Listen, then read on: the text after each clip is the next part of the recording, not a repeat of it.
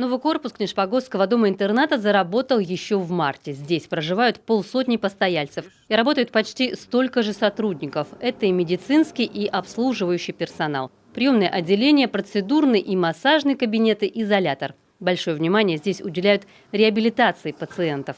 Реабилитация – это вот вы видели у нас зал ЛФК, где есть реабилитационные,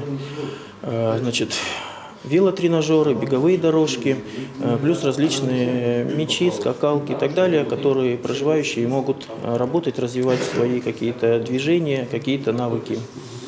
Потому что в основном все-таки пожилой возраст, и тем самым у них, конечно, вот этих всех мелких движений нарушены.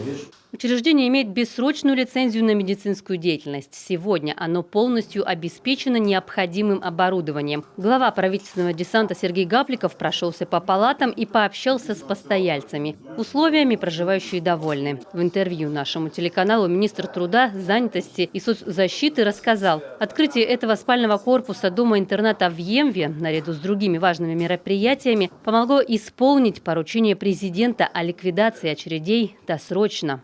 Расширили Емвинский интернат, ввели корпус для психоневрологических проживающих. Потом мы перепрофилировали Печорский дом-интернат, сделав его дом-интернатом для психоневрологических проживающих. Дети переехали у нас в Кочпанский наш детский дом. И в Максаковке мы открыли отделение «Забота». Благодаря этому смогли в Тентюковском доме-интернате сделать отделение тоже для психоневрологических проживающих.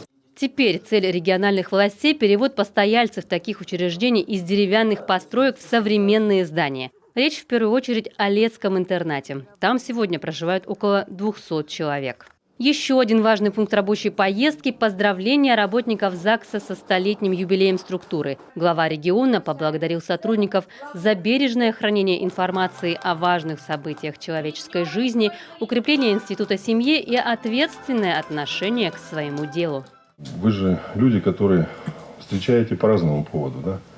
Всех, от рождения до скорбных минут. Вы регистрируете первые, те, кто приходит к вам зарегистрировать создание новой семьи, рождение детей. Вообще вся жизнь протекает, вот, честно говоря, у вас на глазах.